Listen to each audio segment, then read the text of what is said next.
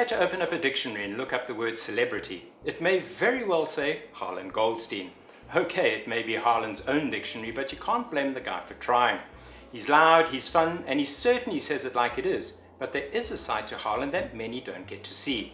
Behind his big New York personality, there's a kind, generous, and very gentle man. He cooks well and his staff love him, nearly as much as his customers do. We've invited that Harlan to the show today. Welcome, Harlan. How are you doing? Great. Great. So I want to ask you, you've spent your most of your working life as a chef. Do you think you'd be as successful if you chose another profession? Well, it's all about when I started off very young. I knew already at 14 years old that this was the direction I really wanted to go. It was challenging, it was stressful, it was creative. You were looking for something stressful? Absolutely. So there was never a doubt that you would do something else? I just got exposed really at the young age, saw some things that I really liked, the creativity part, the food aspect, the discipline, and I thought, well, this is for me. So I thought it was a great challenge. Okay, and from your career it took you to Asia, and of course you've been in Hong Kong for a long time, and before that you were in Shanghai as well, and also Thailand. Do you think as a chef you would have done as well in, say, New York or London, or do you think being expatriate in Asia has been an advantage for you over the years? I think I was very fortunate at the young age, at 17, graduating high school. I was fortunate enough to go to apprenticeship in Switzerland, and then go to France, and then hit Italy, and return back to the States and work in some of the best chefs, the 2-star and 3-star Michelin chefs in Chicago, Dallas, Florida, etc.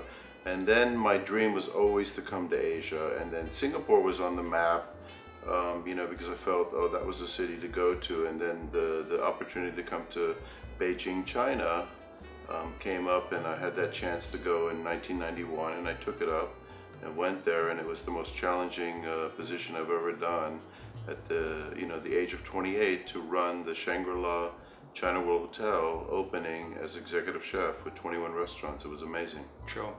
And then you came to Hong Kong, and I think it was the Aberdeen. Well, I went to Thailand there for a year and got some Thai experience, and then returned, went to the Aberdeen Marina Club and rested there for 10 years making my mark, and then jumped ship and opened my first restaurant.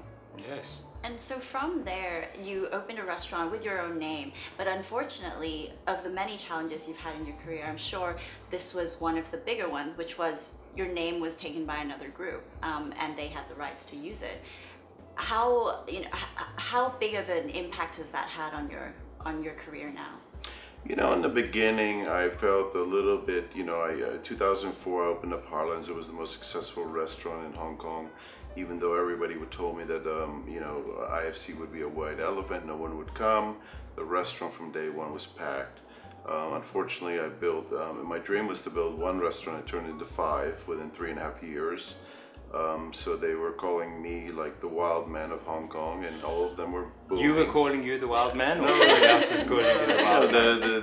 The media was, or the customers, and we were driving it very hard. And unfortunately, I went into a very bad partnership, and after 5 years it broke up. And being a very savvy businessman and being very creative in cooking and stuff, I wasn't very good in contract and understanding trademarks. So that's a lot of things I learned, and unfortunately the partner trademarked my name. He stole my name from me. In the beginning I was a little bit upset, but then I thought, okay, I'm honored. He thinks I'm so good and so famous that he'll open up in Kowloon and use my name. So I rebranded myself as Harlan Goldstein, which is me. It's the real deal. And if you want to, put my name on the other side, people can tell immediately who I am.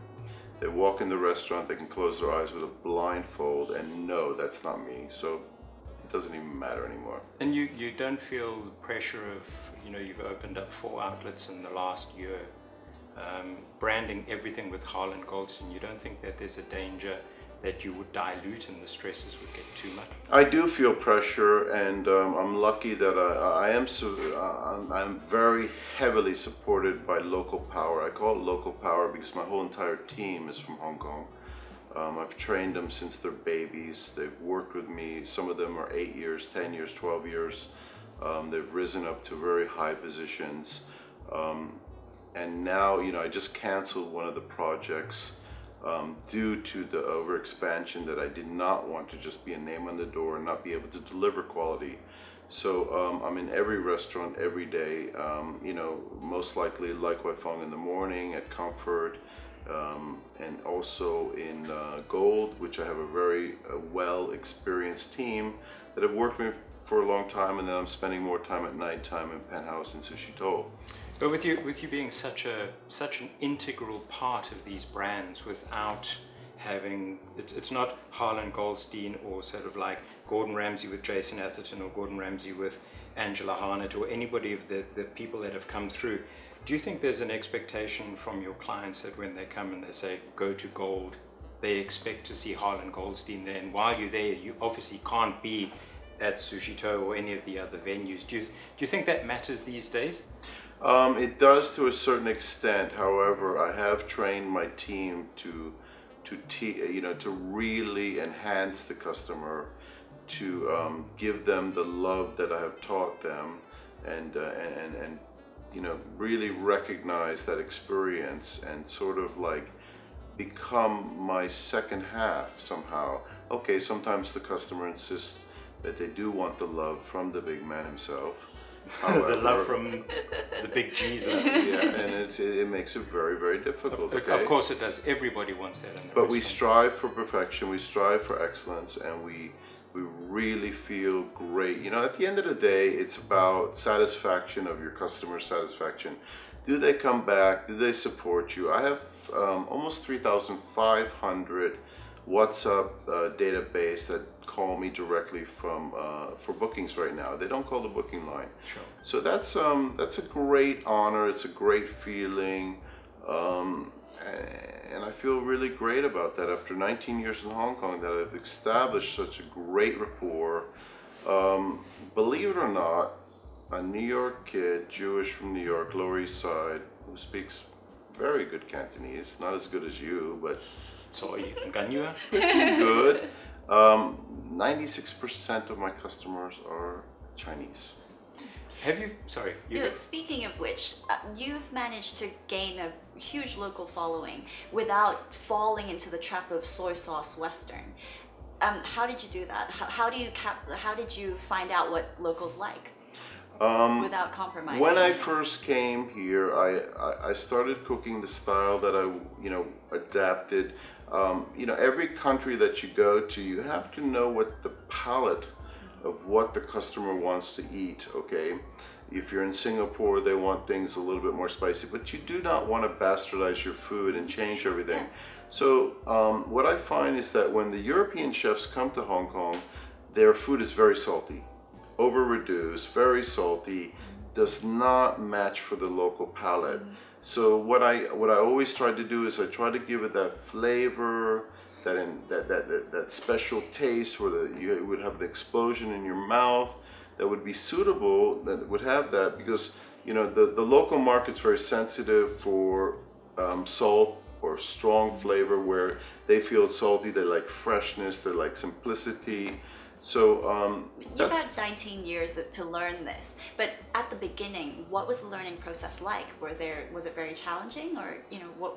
Not at all. Not at all. I just I started playing around with flavors that I thought would be suitable for that taste in this country and stuff, and which also is very yummy. At the end of the day, it's like no matter where you go, if food tastes good and the product is good and people appreciate it, it's like.